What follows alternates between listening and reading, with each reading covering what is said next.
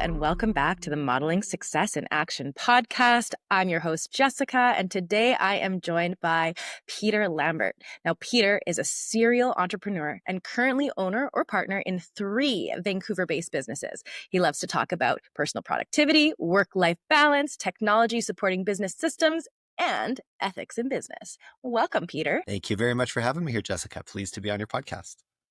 I'm so excited to have this conversation. Peter is not only a serial entrepreneur, but he is quite the networker too. So I've gotten to know him quite well over the last few years. And one thing that really stands out is the fact that he's always got something going on. He's always got a new idea or something that he's chasing down. So Peter, introduce yourself a little bit. Tell us something about yourself. I was raised by sort of punky parents in Toronto. We moved as a family out to Vancouver when I was 10. I've done a lot of different things in my life. I went to school for botany and I used to do sort of botanical research and wilderness education. I've tried to start a bunch of different businesses through my life so far. At 35, I'm still young in my journey. But I think the common theme in all of it is I just really love to learn. I love to be engaged. I love to follow that thread of what the next sort of tool or process or idea or perspective could be. And that's where I find my inspiration. And then the inspiration gives me motivation to push forward whatever project I happen to be working on. So the projects that you're working on right now, I know that you've got, a couple of them that are public right now. We have the West Side Gutters and the Vancouver Hedge Trimming. So, what helps you kind of be inspired to do these kinds of things? It's good to have personal goals about where I'm trying to get. That's a sort of a useful foundation of sort of getting my needs met in different ways.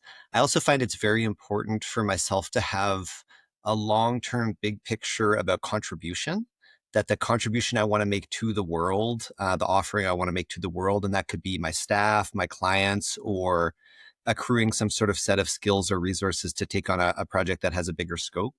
I was definitely raised by people that have that perspective, that were negotiating agreements about environmental issues or trying to push through some different sort of social change agenda that they had.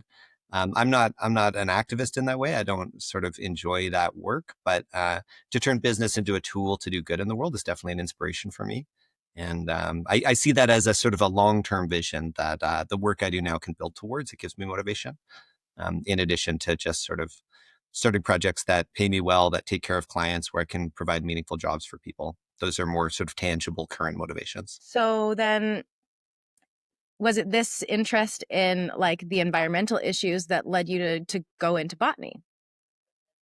Yeah, absolutely. And also just a love and an interest in it. I've never done anything more beautiful in my life than cut open a flower and look at it really close up under a microscope. It's one of the more beautiful things you can do. And to wander through the natural world and understand the relationships between things. So how different organisms in an ecosystem support each other, but also how they're related to each other. For instance, knowing that a palm tree is more related to an orchid than it is to an oak tree is just kind of an interesting connection that you can make. Mm. It's interesting too there that, it's the systems and the connection of the environment that kind of was pulling your focus. And then when you switch and swing over to the business world, you're all about that, systematization. How can I figure out how to buy back my time and make this run smoothly? So how did that jump happen? I was surrounded by people that were business people when I was young. So they, I talked about one side of it, but also my father's in business. There's a bunch of people in his community that are in business. They're part of different sort of business communities that have a focus on triple bottom line. So yes, make profit. It's not making not-for-profits, have for-profit businesses, but that also have a social agenda or an environmental agenda, seeing the positive learning, career growth outcomes for your staff as one of the goals of the business. Reducing emissions within the industry or things like this is one of the goals of the business, something that we can track and follow through on in some way. Yeah, but then also just having the language of business around it. And then it also just feels like I've tried on a lot of different things in my life. I think I could have been a good engineer. My brain sort of works that way. I probably would have enjoyed law. My grandfather was a lawyer and a judge, and I got quite a few opportunities to talk with him about law when I was young. But business just seems like the currency of life. Like if you want to make change in the world, like finance and money and business are excellent tools to do that. And, you know, there's sort of interesting work you can do that you also get well paid for. So that's great. Mhm. And especially people who have this kind of triple bottom line agenda, the people that do actually care, I feel like you have more of a responsibility to really make yourself successful so that your impact can be even greater. I like that perspective because it motivates me to push my career forward.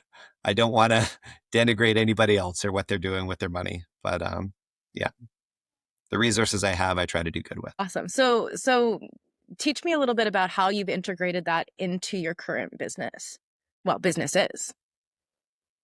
Integrate which part? The focus on the environmental part, but also the fact that you have had to put all these systems in place to make it work so that you can leverage it. I'd love to talk about business systems. Business systems are absolutely a passion for me. And I will say in a trades business, there's a lot of social good that we can do in treating our staff well and treating our clients well. It's not as obvious to find environmental sides to that, except looking at, different material choices or something like that. But yeah, so I run a gutter installation business in Vancouver. We also do gutter repairs, and then a hedge trimming business as well is a newer project.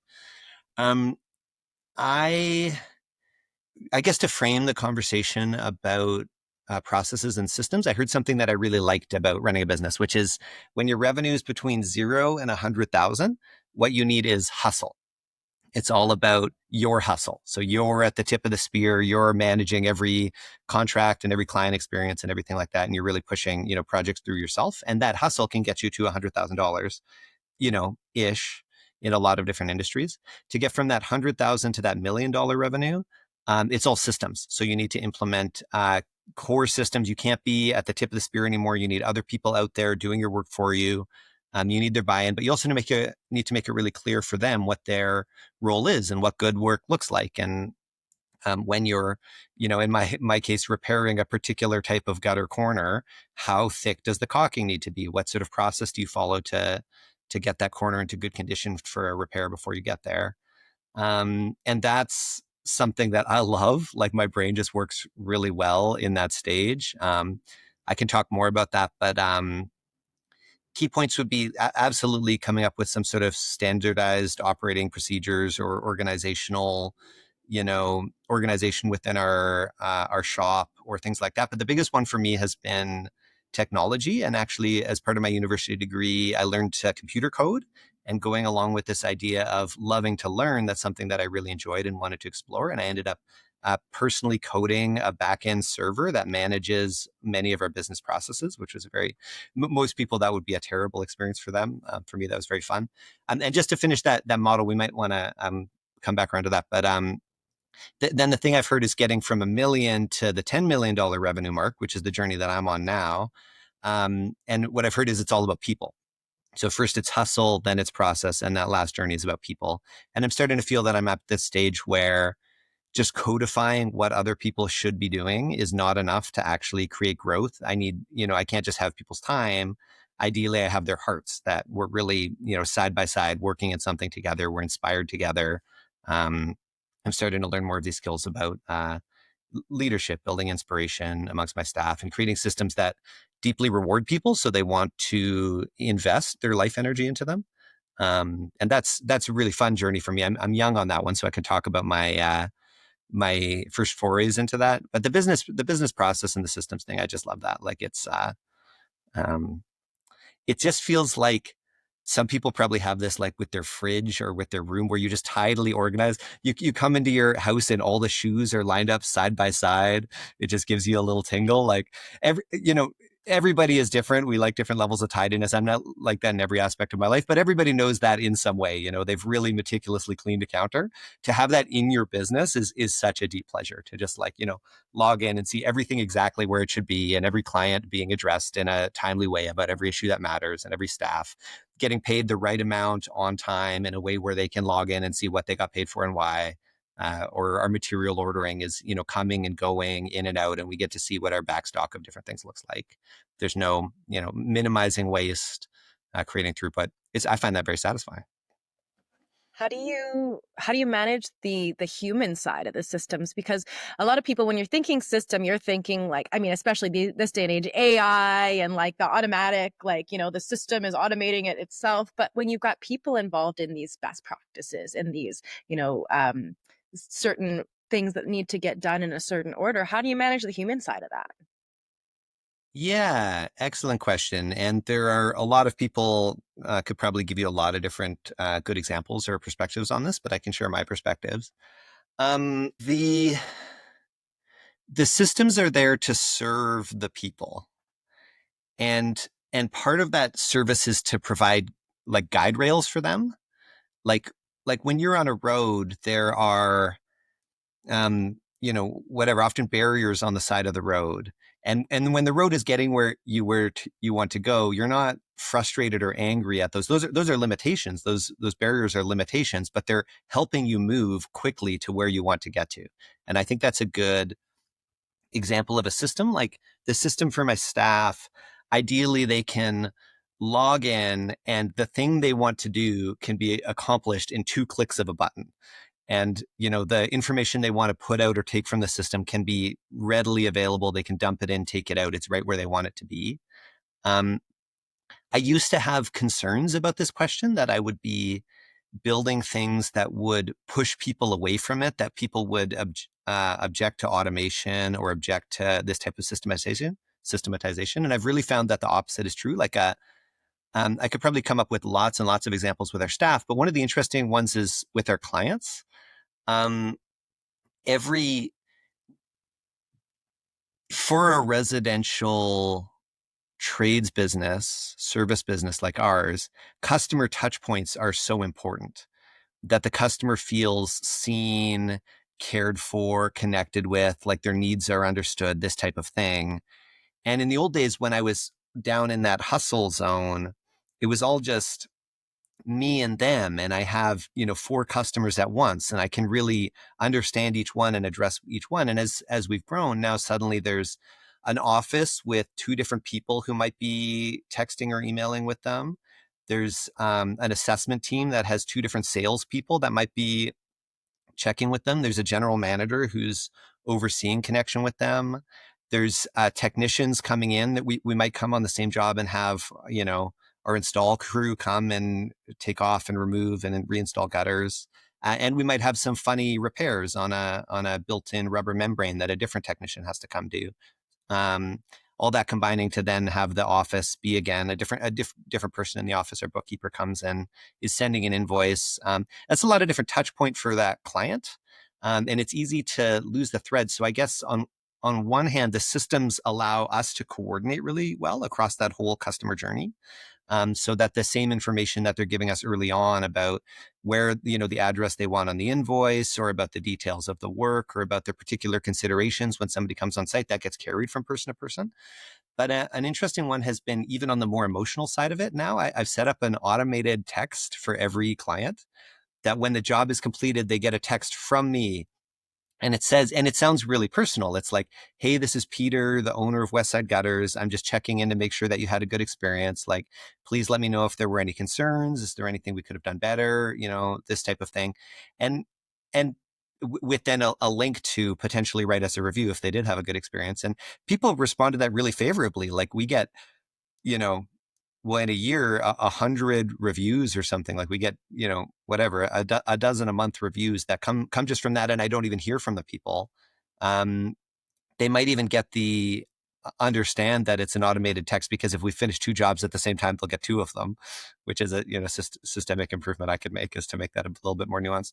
But I just find people respond to that really well. And then for them knowing that there is a human behind the system, that if they do have a response, an issue, they can just text that back. And that happens from time to time. Oh, so and so was a little late and that was hard for us, so then we can sort of address that. Or oh, hey, there's a little warranty concern about this thing. So there's a human behind the system. So they're still getting access to that human connection.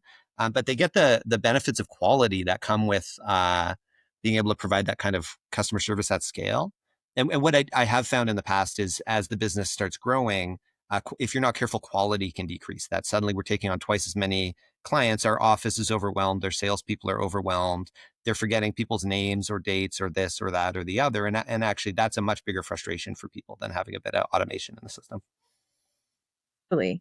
Yeah. I mean, I'm sure that the automation keeps the things ticking along nicely so that no one's feeling like the ball's getting dropped or left behind, you know? Okay, cool. So now I'm curious. So you started out in botany and your parents had this background in business, so you were able to kind of watch and model from them the way that they like went with this. So when you graduated school, like did you try out any other businesses before you landed where you are now? Yeah, absolutely. I really love this idea of trying a ton of different things and seeing what sticks. I'm gonna take a meandering answer to that question if I can, but there's a couple different philosophies I find interesting in there. One is the Pareto principle. It's like 20% of the effort provides 80% of the outcome. And the way to engage with a world that behaves that way is to try a lot of different things, see what sticks, and then double down around what works. So I've tried to start a lot of different businesses in my life. I've tried to pursue a lot of different things. Um, Getting into business, it used to just be a side project for me, like while I was working on other things. Like when I was in university, I would go around bike shops and get their old parts they were recycling and build those back up into bicycles and then sell those bicycles or use those bicycles, things like that. That was the first sort of project that I took on, maybe. There probably were some when I was a kid. I could go even further back, but I don't have them on the top of my mind. The next thing I really remember I was doing this in university is I would go up to Howe Sound Brewing in Squamish, who has those beautiful pop top bottles. And this was right when the home brewing scene was completely taking off. And I realized I could buy them from Howe Sound Brewing for 75 cents each. And that home brewers would buy them from me on Craigslist for $2 each. And so I would put up ads and drive back and forth and get like a big truckload. Actually, I think it was my first, employee, like contractor. Like I found a woman with a big truck who was going back and forth for her job regularly, and she would do the deliveries for me. I'd pay her $100 to come down with a load of bottles or whatever. Um, and then people would message me on Craigslist, and I'd line them all up Thursday between 7 and 8 p.m. and sell $500-600 of bottles or whatever out to these people. It was a fun little project. Um, So you've when always I been a little entrepreneurial. I love the hustle. I love the exploration. I love learning about the world through doing. I can be a bit of a theorist. I like a good philosophical discussion, but my favorite thing is to get down and get dirty and play with things and see what actually happens. And to follow your question, I do have another interesting story about a business that I've started, if I may. Yes, please. Is when I was starting West Side Gutters, I'll first say the nice thing about West Side Gutters, to go back to that Pareto principle thing, was of all the different things I was starting, I hardly started advertising gutter repairs and gutter installation. And people started contacting me. It was like the floodgates opened. It was really that feeling of like you find something that's a fit, and um, and the world just responds, like the world calls for that from you. Like the other things I had tried, I advertise a lot, I get a few responses, I pay a high school student to go around with posters, whatever. This thing, I put up a couple ads here and there, and I got a lot of calls.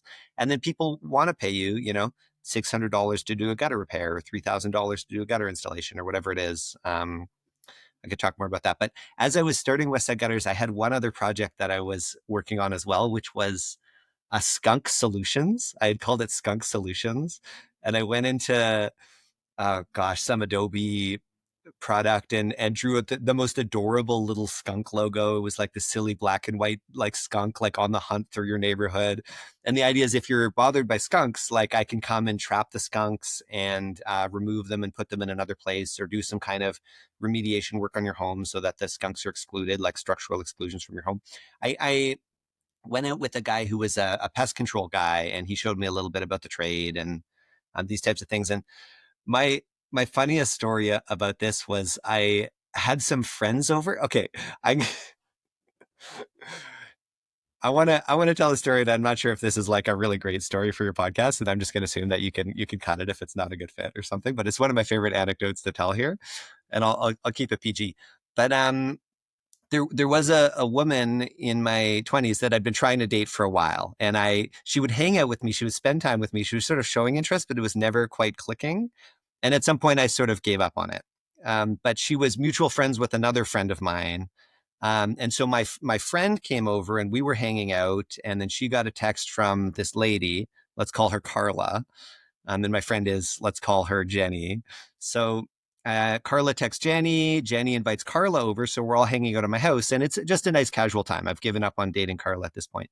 But I do have some skunk traps out around Vancouver. I'm very new in this business. And so I have to go check them every day in case we've caught a skunk. We don't want to leave that skunk living there too long. And so I convinced Jenny and Carla to come for this drive with me. I've done it every day. There's never been a skunk there. I've never caught a skunk in my life. That also has to be said. This is my first time doing this. And we get to the spot and there's a skunk in the trap. And I'm like, oh, well, shoot, like I'm here with Jenny and now with Carla, and we have to deal with this skunk. And so I don't really know what to do. But what I decide to do is the trap has sort of sealed walls on it, so the skunk can't see us. And I wrap that in a tarp. And then I put the tarp in a big Tupperware. And I know if the skunk sprays, it'll ruin us. But I just hope because it can't see us, it won't spray.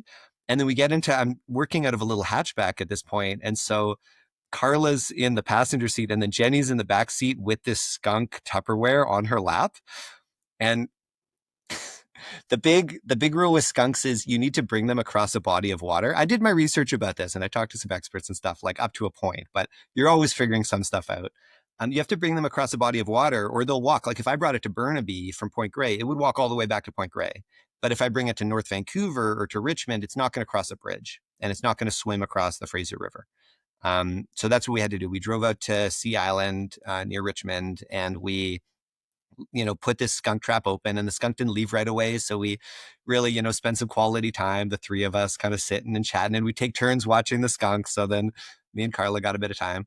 And then at the end of the night, we drove home and Jenny got in her car and drove away. And then Carla made an excuse she needed to use my washroom or something. And then after that, really expressed affection for me, really came in and was like, expressing affection for me. And I was like, wow, that's a really big change from where we were before. Um, but I was interested because I had a crush on her. But then we went our separate ways that night, but I was interested. I made a date to see her a week or two later and we got together a week or two later and it was all gone. All the chemistry was gone. It was like we made dinner at her place and I would like sit on the couch beside her and she would move to the other couch. And then I would move over to that couch and she would sit on the other. So there's something about the skunk situation that created this chemistry between us. I still have not figured it out, but I do know skunks are used in a lot of perfume and things like that. Like there could be a little something on that That side, or the raw rustic nature of skunk wrestling really got her interested. You know, it's that Pepe Le Pew hormone, like those pheromones coming out. Yeah, that's so funny. I can't believe you put the skunk in the car. I mean, I was imagining that you were gonna like somehow bolt it to the top of the car with some bungees or something. You brought the car. So was that the only skunk that you caught, or did you keep going with this? Because that's, that's I- I'm surprised there wasn't a system for once the skunk is caught. yeah, and I love that attitude. To this day, I really have this attitude with entrepreneurship. It's like my job is to get into new situations and figure out how to deal with them by doing, you know? And I'm probably a little more organized about my process for that now than then, but I'm also working at a bigger scale. So I still definitely have those moments where I'm like, whoa, I planned out up to this point, but I don't know what happens next. And we're just going to do our best with it.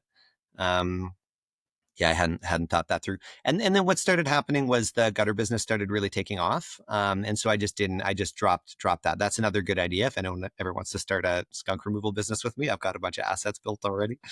Um, but I did a couple You of could jobs for have that and I did enjoy it. a business in each area across each body of water, and then you just feed each other the business because you're just taking skunks and dumping them in one area, and then you take them out of that area and dump them in another. That's an excellent idea. And we even went in the ideation of it, we even went one further, which is for $180, we'll trap a skunk at your place. And for another 180, you can choose whose house we drop it off at. So revenge skunking. Sure, there's got to be some legality issues there, Yeah, I don't know. animal cruelty. I don't know. That's Maybe, that's yeah. so funny. Yeah, and I mean, Vancouver is a perfect town for this. I mean, I live right near the Arbutus Greenway, and there's constantly those fluffy little guys all over the place in the springtime. Okay, They're cool. cute and they're all around. Yes, yes, they are, and they're stinky too. So, all right. So then let's go back to the business and the systems and so how how do you weave like the ethics that you're bringing into your business? How do you kind of tie that all in? I was at the Social Venture Institute on Cortez Island, which is a triple bottom line business conference. It's a cool place. If anybody interested in these topics wants to go check it out.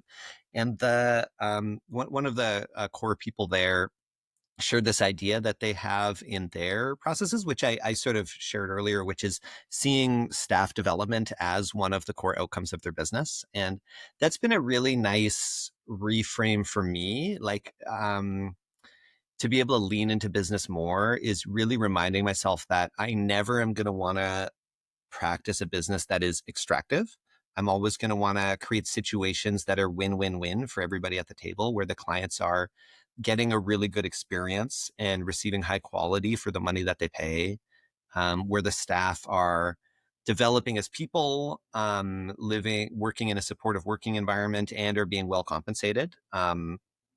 Which is definitely a value in the gutter business. I, I, you know, some trades businesses, and also I'm pleased to say we repair gutters and we install gutters in the slightly adjacent industry of gutter cleaning. There's just less money in it, and so I think there can be a dynamic of pushing staff harder, more sort of active, intense management. But I'm pleased to run a skilled trades business, and so we can reward people really well for the work that they do, and that feels really good for me to have people that are well compensated and um, feeding their families well, feeding themselves well, where there's opportunities to learn and grow and try out new techniques, or move up in the organization, or move laterally in the organization in some way to try different skills. I think those are values that make me feel good about what I do. Um, and there's one other thing about interpersonal ethics in business. I think it's very good to have to be in touch with my own feelings about how I'm collaborating or working with people. That's a really good barometer, but it's not always correct. And it's also very good to create a culture where feedback is encouraged, where we're not intensely punishing mistakes. We're creating a learning environment, and I'm verbally recognizing to my staff the ways that I can and do things wrong, so that when they see me doing things wrong that I might not be noticing, they're more likely to tell me. And that could be out in the world or with clients or in how I'm managing them in some way that's not working for them. Try to encourage that feedback. So is that part of the system that you build in then? Like, do you make it so that there's a clear, chain of command, or so that there's somewhere where they are like bringing these concerns or complaints to you? Yeah. A larger business than mine would have an HR department that would be overseeing that type of work. But that HR department is also, you need a certain scale to justify that. And also, you get a certain type of issue in a large organization like that, where you have that kind of anonymity, and the interpersonal questions are sort of vague or harder to pull out. Like, I've looked at doing those types of things like anonymous surveys, but when it's an anonymous survey of like 8 people, it's not that anonymous.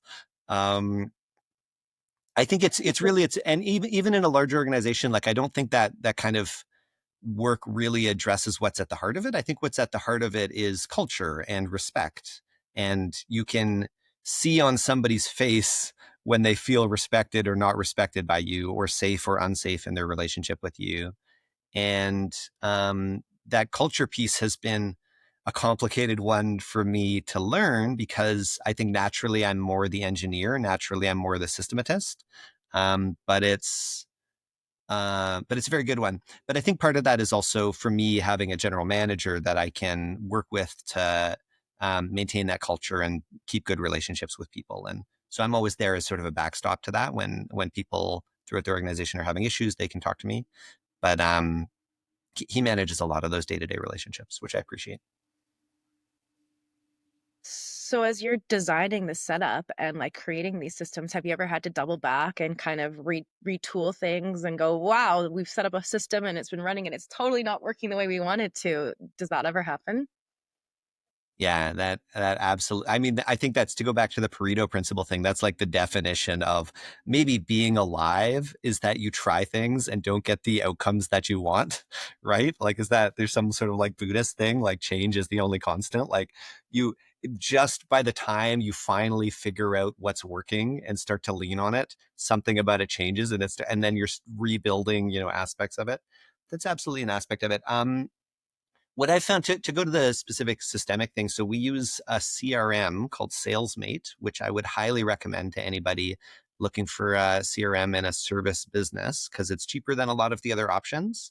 And it's really high quality and it does telephony really well. So it handles calls and texting and email with clients really well. That's sort of the front end that we use to communicate with clients. And then the server that I built engages and connects with that CRM, pulls data from it into our own systems for payroll, for ordering, for crunching sales numbers, for creating reports, for budgeting, things like that. But then it'll spit information back and forth from SalesMate. And the problem with that architecture, which anyone who knows about databases well could have warned me when I got into it, is that when I query information in the thing that I built, I don't have access to that information from SalesMate. And the pipeline of information back and forth between them is kind of slow. In sort of technical terms or something, it's sort of like a trickle of water. It's like whereas what I can query on my own side is this massive flood of information I can pull out at any moment. And that just creates a sort of a separation of information that sometimes is not ideal. It's a bit complicated. For the new businesses, I'm looking at an ERP called Odoo. I don't really know how to say it. Odoo. But it's more of a full service database that could do the things that both sides of that do. But then has a drag and drop builder on it as well, so that you can build systems much more quickly without writing code. Although I would still be writing some code for it. I think but to go back to to just identify the problem really clearly, the problem is that I want to grow and expand the ways that my current system works. And it takes a lot of time to do that. It's like I invested a lot of time in building it the way that it is, and it works really well for what it is. But every time I want to add something, it takes really a day or two of my time. And my time as the business grows is pulled a lot of different directions. I juggle a lot of different balls, even at, on the scale of businesses, it's a fairly small business, but I can imagine that as the business grows, it'll be even more and more of that. So I might not have, 16 hours to sit down and do a technical task anymore in a couple years in the way that I have in the past. So that's an example of one choice that I made where I'm going to have to double back and rebuild something. But the thing that I built has lasted us 6-7 years and taken over a large amount of automation tasks for us, and maybe even removed a layer of middle management. Like we don't need sort of foremans on our crews because it's doing a lot of that sort of oversight work for us and things like that. Or a shop manager kind of ordering procurement manager kind of thing. Anyway. So it's like, you are kind of anticipating that things are going to go sideways and having an attitude of like, yeah, okay, this is how it is. This is business. And that's allowing you to move forward and accept that sometimes good is good enough for the time being, and that, eventually you need to move to a different place. But it's kind of cool to see the attitude that you have about it. So is there anything else, Peter, that you think that the people who are listening, might want to know about the way that you are, experiencing your view of this business systematization, situation? I thank you, Jessica, for a nice open-ended question. I think I'll draw a connection between this idea of like systematization getting you to $1 million revenue and then the growth that happens beyond that. I found a really big one for me is about as I move more into that people zone of trying to manage people that have ambiguous responsibilities and create environments where they feel inspired to walk beside me. One of the big ones I've found with that is personal organization. When I can stay very, very organized, it makes me very clear about what I'm doing, where, when, and why, and that I can sort of ripple that out to the people around me with these ambiguous tasks, that we can collaborate on more complex things because there's a clear system of interchange of information, even about something kind of ambiguous. So going to this idea of personal organization, I break the work that I do into different timescales, and I treat those different timescales differently, and I'm getting a lot of value from that. Tasks that are, under 15 minutes, under 20 minutes, I keep a long list of them and I prioritize that list. And every day I sit down and do 30 minutes or 60 minutes of that type of admin work. And on different days, I do admin from different aspects of my life. It might be personal or relationships, or for one of the businesses or for another, or sort of about the systems itself. Um, Also inspired by agile development, I do sprints, and the sprints are 2 weeks. And the idea of what a sprint is I take on a certain chunk of work, and that work is sort of ambiguous in its nature. I'm not always sure how long particular tasks will take. They're sort of creative or demand a certain amount of complex engagement. But that I can really say at the end of 2 weeks, did I accomplish these or did I not? Why or why not? And then I can do a little bit of continuous improvement about that. What can I do to improve my systems or improve the way I work to develop that? And then the last one I get a lot of value is working at an annual and quarterly scale. So like annual, what are the really big picture things that I want in my life, kind of loosely defined? And then each quarter I sit down and be like, what's one concrete thing I can do to move towards, each aspect of this vision that I can put metrics on, say I'm going to. It might be like, wow, my body's so sore all the time from working. What can I do to stay healthy in my body? I'm going to go to yoga once a week. And then I'll say my goal for that is, weekly yoga. And then I can track that through these sprints and accomplish that. There's parallels also in business things that I do about customer interviews or some new system I want to develop or implement, or some type of culture shift I want to make. A culture shift is ambiguous, but if I sit down each quarter and come up with one concrete thing I can do to push towards that culture shift at the end of the year, even if 3 of those didn't work, but one of them worked really well, I will have put in some kind of consistent effort towards that. And I find that to be a powerful tool for, again, working at really different scales to keep myself in alignment. And then that also allows me to pull other people into that system of organization and alignment. Yeah. It's really interesting too, because, a lot of people, when when they have creative ideas, they want to pursue a lot of stuff. They're looking for flexibility, they're looking for freedom, and they, feel like structure is going to trap them. But for you, it's like the structure gives you the freedom to explore all kinds of things and know that you're still getting everything done, which is really I kind of a beautiful thing to model. I love that prompt. And I think there's a very important lesson there that I learned, which was early in the business, my goal was freedom, freedom, freedom. I wanted to achieve freedom. And at the first point, when I first hired a salesperson, and there was a salesperson going around working with my clients, and then there were technicians following up to do the work. And I woke up one day and had nothing to do.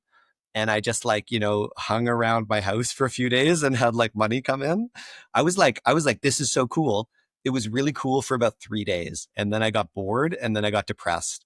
And the truth is, I don't think joy comes from a lack of engagement or laxity. It does come from freedom, but it's the freedom to engage and be inspired and participate in a way that's meaningful to me. And that was a really good lesson for me, that actually what I need to do is turn around and find a way to continue to contribute, continue to engage. But that's more in line with my vision and my passions. And I think that process has been really good for me. And I think it's been good for my business. I love it. Freedom with a purpose. Okay, Peter, I think I'm going to leave it here for today. If anybody wants to reach out to him, I'm going to put his details in the comments below so that you can, you can always book in for a gutter repair, and then you'll get a personalized text message from Peter, and you can connect directly with him from there. So thank you so much for being on with me and sharing those awesome stories, Peter. I really appreciate you. Thank you very much, Jessica. And I'll pass on that I find you to be a personally inspiring person. Your joie de vivre and your engagement and your commitment are inspiring to me. Feel grateful to have you in my life. And thank you very much for taking the time to bring me on your show here.